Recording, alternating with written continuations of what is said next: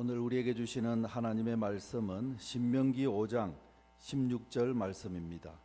구약성경 269쪽 구약성경 신명기 5장 16절 말씀을 봉독하겠습니다.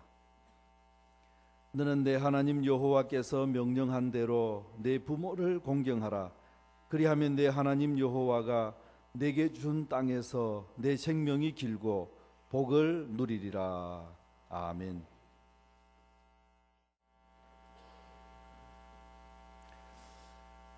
이어령 씨가 쓴 아버지와 손을 잡을 때라는 글을 보았습니다. 까치 한 마리가 뜰로 날아왔습니다. 치매기가 있는 백발 노인이 창밖을 내다보다가 아들에게 물었습니다. 얘야, 저 새가 무슨 새냐? 아들이 까치요 라고 대답했습니다. 아버지가 고개를 끄덕이더니 조금 있다가 다시 물었습니다. 얘야, 저 새가 무슨 새냐? 까치라니까요. 아버지는 고개를 끄덕이면서 창밖을 바라보더니 또 묻습니다. 얘야, 저 새가 무슨 새라고 했지? 아버지, 몇 번이나 대답해야 아시겠어요? 까치라니까요. 까치요. 옆에서 듣고 있던 어머니가 한숨을 쉬면서 말씀하셨습니다. 아범아, 너도 어렸을 때에 저 새가 무슨 새냐고 100번도 더 물었단다. 아빠, 저 새가 무슨 새예요? 까치란다. 까치요? 아빠, 저 새가 무슨 새예요? 까치야. 까치요? 그럴 때마다 아버지는 까치란다, 까치란다 하면서 몇 번이고 대답해 주면서 까치요? 까치요? 하며 자꾸 물어보는 아범을 귀여워해서 머리를 쓰다듬어 주셨지. 그래서 아범이 말을 배울 수 있었단다. 언제부터인가 전해져 내려오는 이야기지만 들을 때마다 가슴이 내려앉는다는 것입니다. 지금은 힘없는 이 떨리는 저 손이 바로 내가 처음 발을 딛고 일었을 때 잡아주셨던 그 손입니다. 땅바닥에 넘어져서 무릎을 깼을 때 울던 나를 이렇게 세우시던 그 손입니다. 코 흘릴 때 닦아주셨던 그 손이 이제는 매를 들어 때리셔도 아플 것 같지 않게 야위어 버린 손입니다. 그러니 이제는 자녀들이 그 손을 꼭 잡아드려야 한다 하는 내용의 글이었습니다. 오늘은 어버이 주일입니다. 오늘은 본문을 통해서 부모님에 대해서 어떤 자세를 가지고 살아가야 하는가 하는 것을 살펴보면서 하나님의 은혜를 나누고자 합니다. 첫 번째로 부모 공경은 하나님의 명령이다 하는 것을 우리 그리스도인들은 기억해야 하겠습니다. 오늘 본문을 보시면 너는 내 하나님 여호와께서 명령한 대로 내 부모를 공경하라 하셨습니다. 여기 명령한 대로입니다. 부모 공경은 하나님의 명령이라는 것입니다. 하나님의 명령이라는 말은 하나님께서 원하신다는 의미입니다. 하나님이 원하시는 것은 결코 저속한 것이 아닙니다. 아주 높은 수준의 것입니다. 하나님은 거룩하신 분이시기 때문입니다. 그래서 이스라엘 백성들은 당시 주위 나라들보다도 높은 윤리 기준을 가지고 살았습니다. 그 이유가 바로 여기 하나님의 명령을 따랐기 때문이라 하겠습니다. 이방 나라들은 섬기고 또 믿고 있는 그 신들은 모두 저질스럽고 조잡했던 신들입니다. 그래서 이방 사회는 불의하고 욕심이 가득하고 혼란한 세상이었습니다. 그러나 여호와 하나님의 명령을 따르고자 했던 이스라엘은 높은 가치관을 가지고 살아갔던 민족이라 하겠습니다. 우리 주변에 보면 기독교는 효도를 모르는 종교다 그렇게 말하는 사람들을 종종 보게 됩니다. 제사를 지내지 않기 때문이라는 것입니다. 그렇지만 성경보다 더 효도를 강조하는 것은 없다 하겠습니다. 성경은 효도를 하나님의 명령이라 그렇게 말씀하고 있기 때문입니다. 유교가 아무리 효를 강조하는 듯 해도 하나님의 명령으로까지 보지 않는다는 말씀입니다. 그리고 무엇보다도 제사를 지내는 제일 중요한 이유는 부모를 공경하기 때문이 아닙니다. 살아계실 때는 부모를 공경하지 않다가도 돌아가시고 나면 그때부터 제사에 온갖 정성을 다 쏟는 사람들, 그들을 보면 이 제사라는 것이 진심으로 부모를 공경하는 것이 아니라는 것을 보여줍니다. 이들은 제사를 지내면 효도한다, 그렇게 말할지는 모릅니다. 그렇지만 그들이 제사에 힘을 쏟는 이유는 부모 공경이 목적이 아니라 그 목적이 다른 데 있기 때문입니다. 조상이 죽으면 귀신이 되어서 자손들에게 재난을 끼치기도 하고 복을 끼치기도 한다고 믿기 때문에 제사를 지내기 때문입니다. 그래서 제사는 효도가 아닙니다. 조상을 신으로 섬기는 조상 숭배라 하겠습니다. 십계명은 하나님 이외에 그 어떤 신도 섬겨서는 안 된다고 말씀하고 있습니다. 우리가 분명하게 알 것이 있습니다. 인생의 생사화복을 주관하시는 분은 하나님이시지 조상 귀신이 우리 인생에게 재앙을 주고 복을 주고 하는 것이 아니라는 말입니다. 제사는 조상 귀신을 섬겨서 복을 받으려는 신앙 행위입니다. 효도하기 위해서 하는 것이 아니라 자신들이 조상 귀신에게 복을 받고 조상 귀신에게 재난을 받지 않으려고 하는 신앙 행위라는 말입니다. 하나님 이외에 또 다른 신을 섬기는 행위라는 말씀입니다. 그러므로 제사 제도는 효도를 하기 위한 제도가 아니라 십계명의 제1계명 나 외에 다른 신을 섬기지 말라 하는 이 십계명의 제1계명을 위배하는 제도라 할 것입니다. 아주 큰 불신앙의 제도입니다. 이런 불신앙으로는 복을 받을 수 없습니다. 하나님 이외에 우상을 섬겨서 이스라엘이 망한 것이 아닙니까?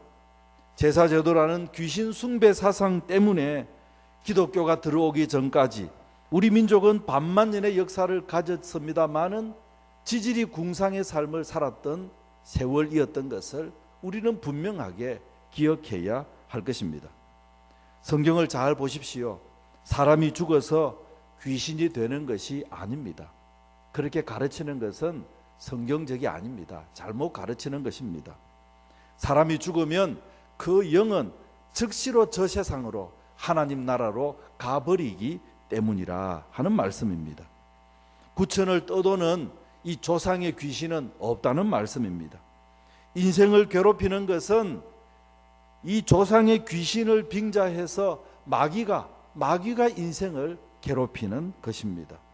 제사제도는 죽은 사람의 영을 숭배하게 만들어서 우리 인생으로 하여금 영원히 복을 받지 못하게 만들려는 마귀의 책략입니다.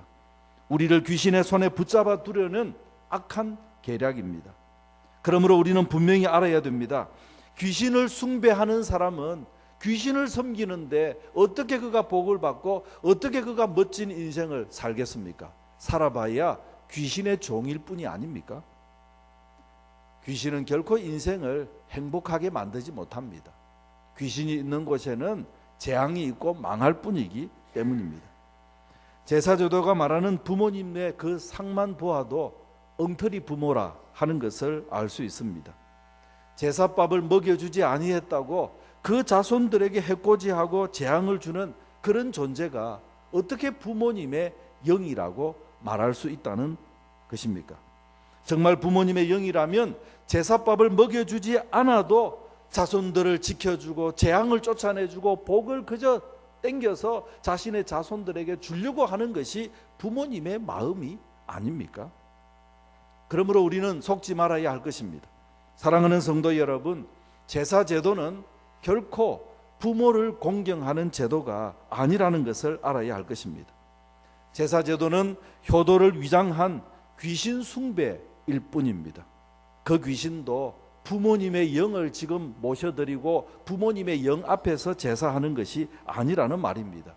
이미 부모님의 영은 저 세상으로 가셨기 때문입니다. 더 이상 우리가 살고 있는 세상으로 오시는 것이 아니기 때문입니다.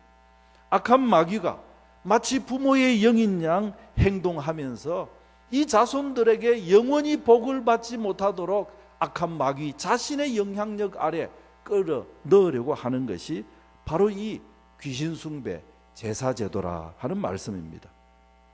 귀신을 숭배하는 사람은 결코 잘 될 수 없다는 것을 기억해야 합니다. 제사 제도는 우리를 망하게 하는 것입니다. 오직 하나님만을 섬기고 하나님 명령을 따라서 살아가는 사람, 그가 고상한 사람이고 그가 높은 기준을 가지고 살아가는 사람이고 모든 사람들이 우러러보는 인생을 살게 된다는 것을 꼭 기억하는 믿음의 사람들이 되시기를 바랍니다. 두 번째로 부모 공경은 인생이 복을 받는 길입니다. 오늘 본문은 내 부모를 공경하라 그리하면 복을 받게 되리라고 말씀하고 있습니다. 여기 그리하면 이라는 말이 중요합니다. 이 그리하면이라는 말은 앞에 행동을 하면 자동적으로 뒤에 내용이 따라온다는 것이 아닙니까? 부모를 공경하면 자동적으로 복을 받는다는 말입니다. 그러니까 앞에 있는 말이 조건입니다. 조건이 충족되면 결과는 저절로 이루어진다는 뜻입니다. 인생이 복을 받는 조건은 부모 공경에 있다는 뜻입니다. 부모를 공경하는 사람, 그는 복을 받을 수밖에 없다는 말씀입니다.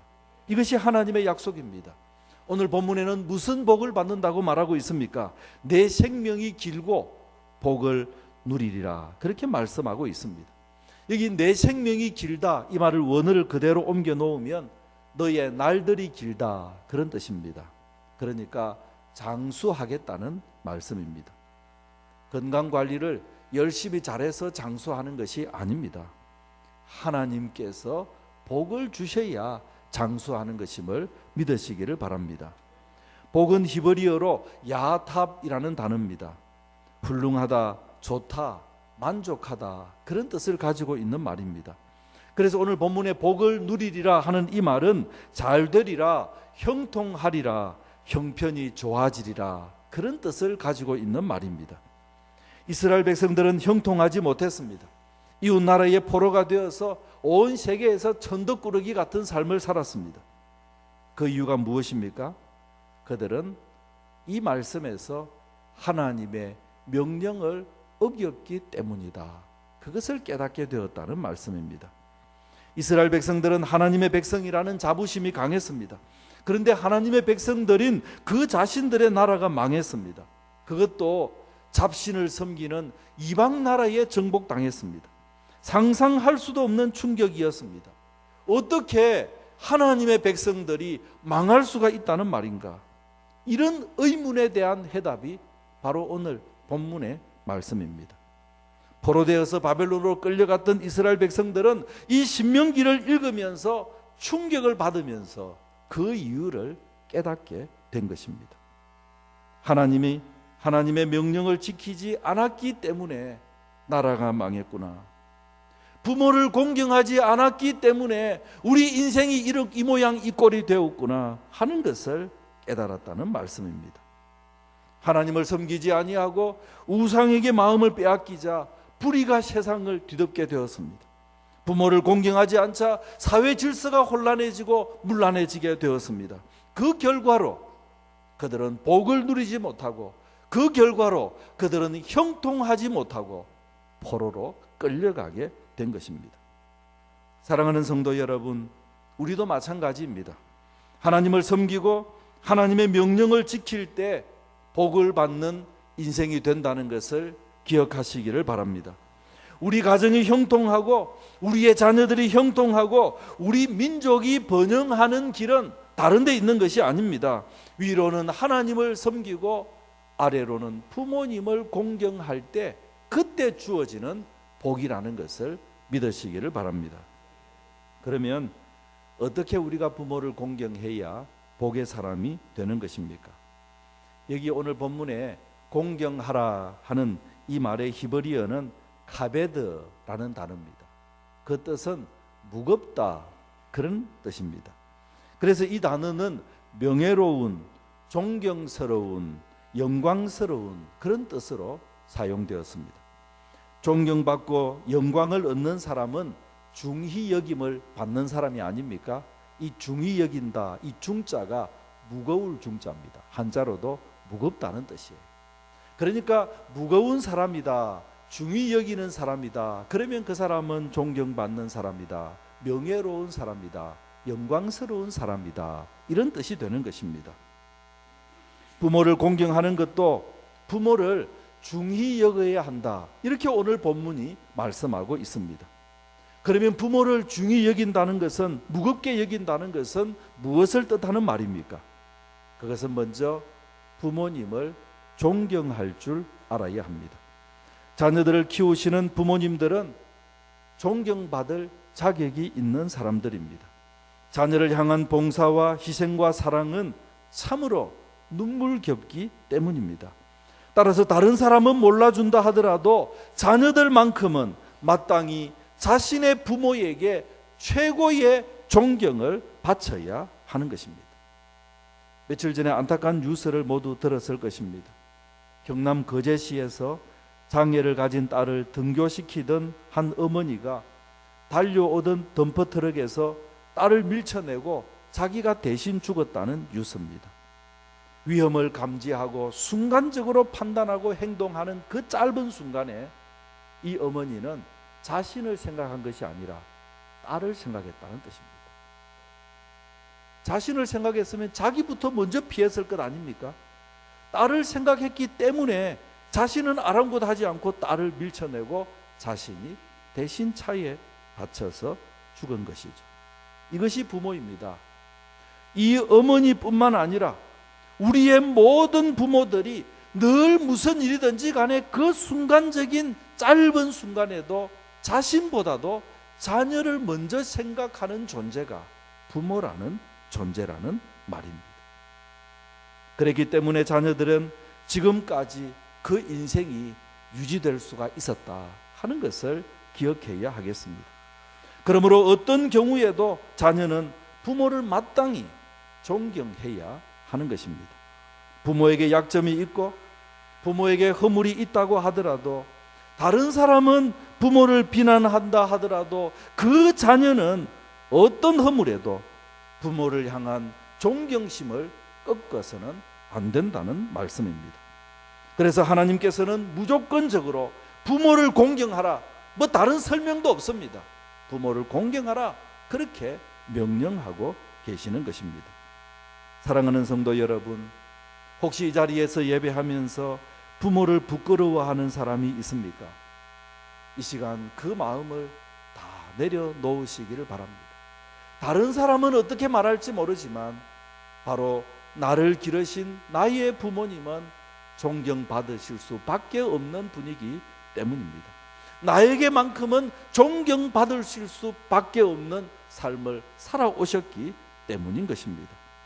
부모는 어떤 이유를 불문하고 자녀에게만큼은 존경받아야 함을 믿고 이제 부모를 존경의 눈으로 바라보고 살아가시는 믿음의 사람들이 되시기를 바랍니다. 또한 부모 공경이라는 것은 부모님의 은혜에 보답하는 것입니다.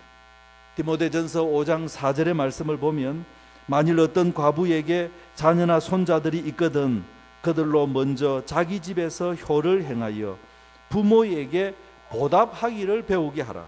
이것이 하나님 앞에 받으실 만한 것이니라 말씀하셨습니다. 먼저 그 부모에게 보답하는 것을 배우게 해라는 것입니다. 자녀들은 마땅히 부모에게 보답해야 한다는 말씀입니다. 이것이 하나님 앞에서 받으실 만한 것이라고 했습니다. 잠언 23장 25절의 말씀을 보면, 내 부모를 즐겁게 하며 너를 낳은 어머니를 기쁘게 하라, 그렇게 말씀하고 있습니다. 부모에게 보답할 줄 알아야 합니다. 부모를 기쁘게 할 줄 알아야 합니다. 부모는 자녀를 위해서 평생을 힘써 일하면서 자녀들이 기쁘고 즐겁게 살 수 있도록 하셨기 때문입니다. 이제 입장이 바뀌어서 부모는 나이가 들어서 힘이 없어지게 되었고 자녀는 장성한 성인이 되었습니다. 그렇다면 이제는 자녀들이 부모를 돌보면서 그 은혜에 보답해야 한다는 말씀입니다. 자녀가 병들었을 때에 부모가 자녀에게 했던 것처럼 이제는 부모가 병들게 되었을 때에 정성을 다하여 돌보아야 한다는 말씀입니다. 부모의 따뜻한 사랑과 기도와 희생으로 자녀들이 기쁘게 삶을 살아왔던 것처럼 이제는 자녀들이 부모님을 위해서 밤낮으로 기도하고 사랑하면서 돌보아야 한다는 말입니다.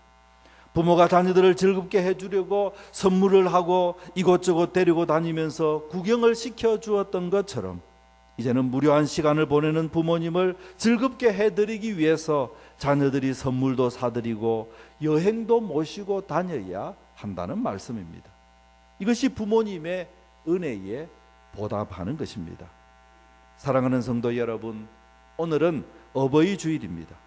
자녀를 위해 일평생 헌신하신 부모님을 진심으로 존경하며 살아가는 성도들이 되시기를 바랍니다. 부모님이 살아계실 때에 그 은혜에 조금이라도 보답하고 부모님을 기쁘게 해드리는 자녀들이 되시기를 바랍니다. 우리는 마땅히 당연히 해야 될 일이지만 이렇게 우리가 부모를 공경하면 하나님은 부모 공경하는 그 사람에게 무한한 복을 약속하고 계십니다. 오늘 예배하는 우리 모든 성도들은 부모를 공경해서 모든 일에 형통하게 되는 하나님의 사람들이 되시기를 주님의 이름으로 축원합니다. 기도하겠습니다. 하나님 아버지, 어버이 주일을 맞이하여 우리에게 생명 주시고 또 우리의 삶을 이렇게까지 지키시고 양육해 준 부모님의 은혜를 생각하며 하나님 앞에 감사하고 예배하게 하시니 참으로 감사합니다. 일평생 부모님을 사랑하고 존경하며 그 은혜에 보답하는 하나님의 사람들이 다 되게 하여 주옵소서. 그리함으로 부모 공경에 대한 그 놀라운 약속이 그대로 이루어져서 우리 모든 교우들은 가정이 형통하고 자녀들이 형통하고 그리고 그 가문이 발전하고 또 우리 교회는 이 지역을 책임질 수 있는 복의 공동체가 되게 하여 주시옵소서. 예수님의 이름으로 기도하옵나이다. 아멘.